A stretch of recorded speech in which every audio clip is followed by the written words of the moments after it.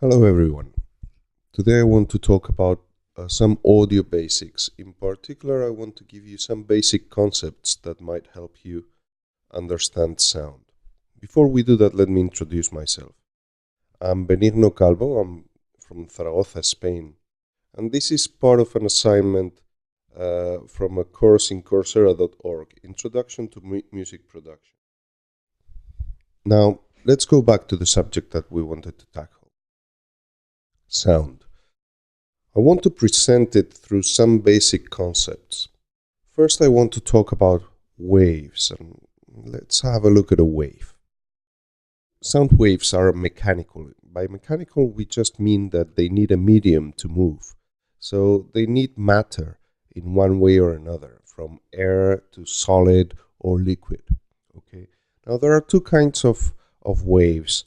Transversal waves happen when way the energy moves is perpendicular to the vibration. For example, when you throw a stone to a pond. But there are other kind of waves which are really interesting for sound, which are longitudinal waves, and those happen when the energy moves exactly in the same direction as the oscillation. Okay, and that happens in air. So let's go back and have a look at how this happens in air. Let's imagine that we have a piston that moves backwards and forward. Okay.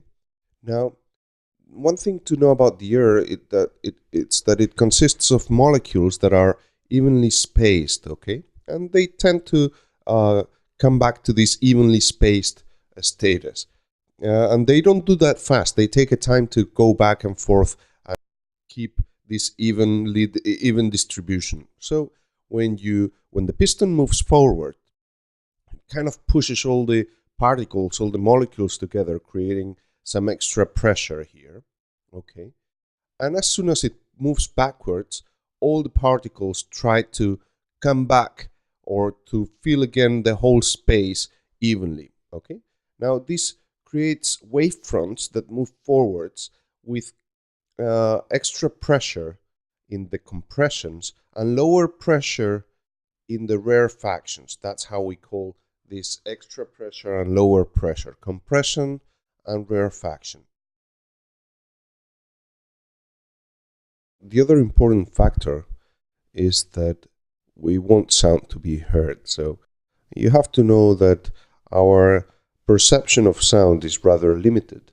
We hear things from 20 hertz to 20 kilohertz. Now, what's the definition then?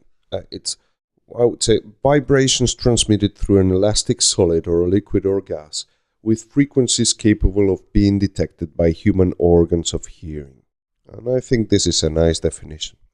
Let's have a look now a little bit more in detail about how it propagates. Sound actually moves, and it moves quite fast. It moves at about 343 meters per second in the air at normal conditions. Now, we call this movement propagation. But sound does not move so fast that we cannot detect a small variation. Because of the time difference it takes between hearing it in one ear and the other, we are able to position the source of a sound. This speed changes, and it changes quite a lot, the speed of sound. It changes depending on the density, on the pressure, on the temperature, the humidity, the wind. In fact, anything that would make the medium more elastic. I mean, that the molecules would come back to their original position faster.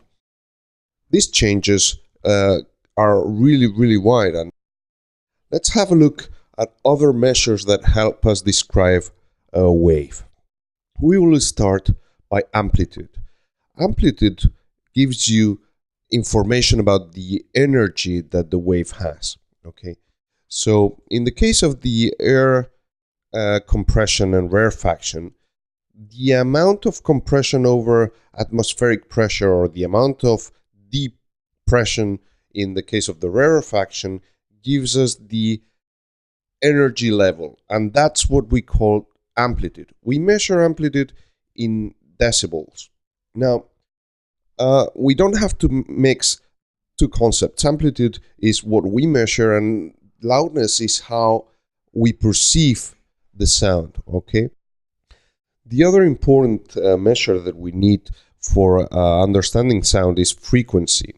It measures how fast the wave vibrates, not how fast it travels, okay? This is how fast it oscillates. We measure frequency in hertz, which is tells us the number of times that a wave vibrates in a second. Now, with these two concepts, we can see that frequency affects pitch and amplitude affects energy level, or how loud we hear it. The last concept is timbre.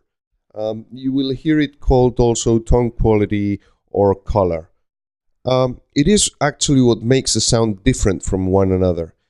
So I think we have covered very quickly, but we have covered the main fundamentals of sound.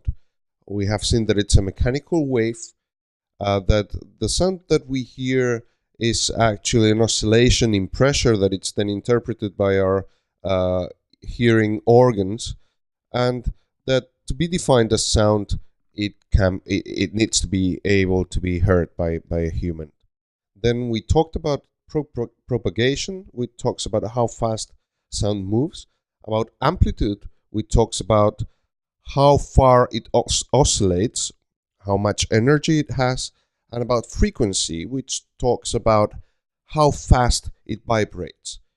I hope that this has helped you, even if it's not much, a little bit, to better understand what sound is.